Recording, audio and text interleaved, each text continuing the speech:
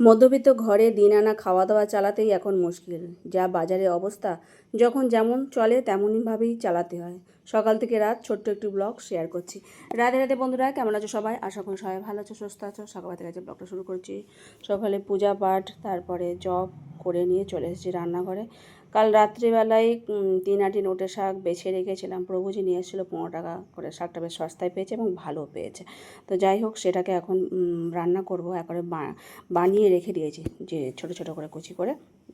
তো এখন রান্না বসিয়ে দিয়েছি। একদিকে অন্ন বসিয়েছি, একদিকে আলু ভাজি। বাজারে যা অবস্থা যা ছিল সেই অনুযায়ী রান্নাবান্না হচ্ছে। তো সবার প্রথমে শুকনো লঙ্কা ফোড়ন দিয়েছি, তারপর একটু কাঁচা লঙ্কা চিড়ে দিয়ে শাকটাকে ভেজে নিয়েছি। আর একটা কড়া বসিয়ে, অন্যটা হয়ে গেছে, সেটাকে নামিয়ে রেখে তারপর একটা বসালাম। মানে গ্যাস খালি দিলে হবে না, তাড়াতাড়ি করে রান্নাবান্না করে নিতে হয়। তো আর একটু জিরে গরম করে নিয়েছি। ভাতের হাঁড়ি সরার ওপরেই রেখেছিলাম, সেটা গরম হয়ে যেতে একটু তাড়াতাড়ি হয়, নইলে বাটতে খুব অসুবিধা হয়। কাঁচা লঙ্কা আদা একেবারে বেটে নিচ্ছি। আজকে আর ডাল করবো না, ওই রসার মধ্যেই দেবো বলে। তো এখানে ঝিঙে 2টো দিয়েছিলাম, একটু বেগুন দিয়েছি, আর আলুটা মশলা দিয়ে ভেজে নিয়ে জল ঢেলে দিয়ে তারপরে ঝিঙে বেগুনটা দিয়ে দেবো। তো এই সাদামাটা রান্নাবান্না। মধ্যবিত্ত ঘরে দিন আনা খাওয়া দাওয়া চালাতেই এখন মুশকিল হয়ে গেছে, যা বাজারের অবস্থা এখন। তো যখন যেমন চলে তেমনভাবেই চালাতে হয়। তো ওই বেগুনটাই ছিল, সেই বেগুনটা একটু পাতলা পাতলা করে ভগবানের জন্য শুধু একটু চালের গুঁড়ো আর কর্নফ্লাওয়ার গুঁড়ো মিশিয়ে কালো জিরে নুন হলুদ দিয়ে বেগুনি করে দিয়েছি 4টে ভগবানকে দেওয়ার জন্য। তো শুধু এই রসা বেগুন ভাজা আর শাক ভাজা ছিল। তো আম ছিল 2 পিস, তো সেই 2টো আম ছিল, তো সেটাকে ভগবানকে সেবা দিয়েছি লেবু শসা লবণ দিয়ে। এখন প্রসাদ পাচ্ছি। আর তারপর কালকে ঝড় হয়েছে, তো ঝড়ে ঘরের পেছনে গাছগুলো সব পড়ে গেছে, কলা গাছ পড়ে গেছে, তারপরে পেঁপে গাছটা পুরো পড়ে গেছে।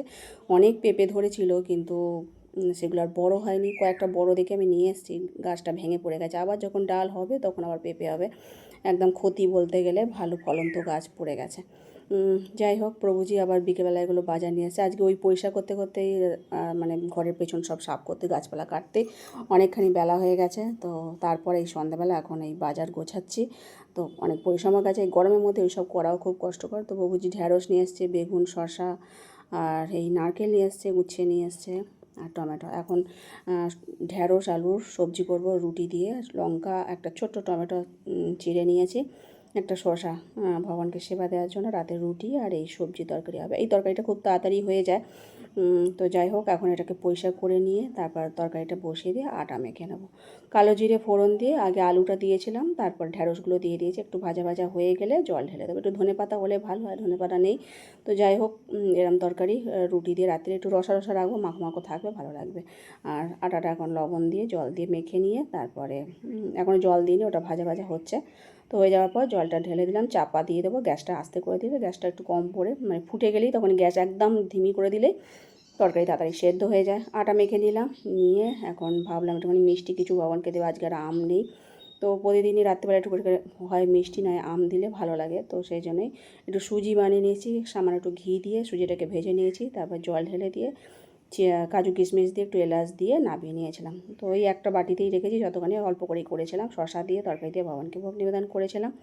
তো যাই হোক, প্রসাদ হয়ে গেছে, এখন আমরা সকলে মিলে প্রসাদ পাচ্ছি। আর ঘর দোর পরিষ্কার করেছি, গাছপালা সব কেটেছি। তো সকাল থেকে রাত এই ছোট্ট একটি ব্লগ তোমাদের সাথে শেয়ার করলাম। সকলে ভালো থেকো। হরে কৃষ্ণ।